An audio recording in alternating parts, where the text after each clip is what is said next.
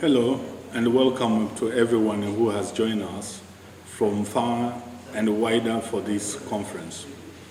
Before we start, I have to thank you all those involved in bringing us together, the speakers, moderators, all those who have worked behind the scene, organizing, and in particular, the Fallen Commonwealth Development Office, FCDO, and the USAID Kizazikipia Project through PACT for sponsoring this event. As you know, the theme of this conference is Breaking the Cycle, Protection, Resilience, and Recovery for Street-Connected Children. Our main objective is to advocate for the need to develop and invest in specific approaches and the services for marginalized and hard-to-reach vulnerable children.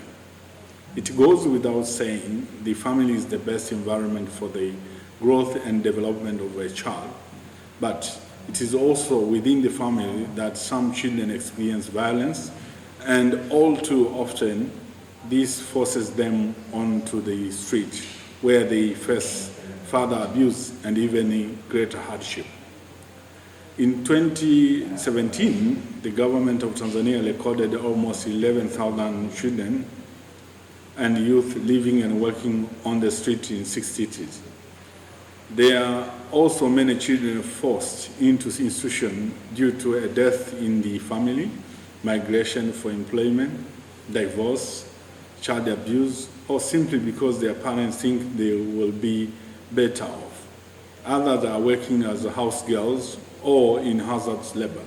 Lelo Children has spent the last 12 years developing intervention to support these children to recover from the impact of abuse and neglect, to meaningfully connect with their family and communities, and whenever possible to go home. In short, too many children in Tanzania are growing up outside of loving family, but we believe that together we can change that. By their very nature, these children will not be supported through a mainstreaming program delivered in schools or households.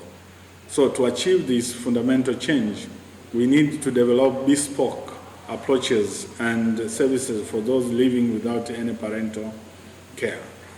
During this conference, you will hear about different approaches applied by different organizations, including Lelo Children, in addressing issues of violence, strengthening family, and ensuring that fewer children are left behind. Thank you for listening, and allow me now to introduce Dr.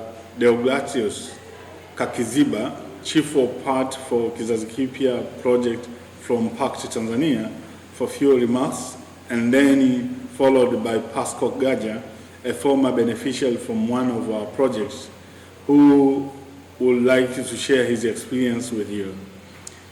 He's among the many children and youth we have worked with who have managed to transform his life and provide inspirations to us all. Karibuni.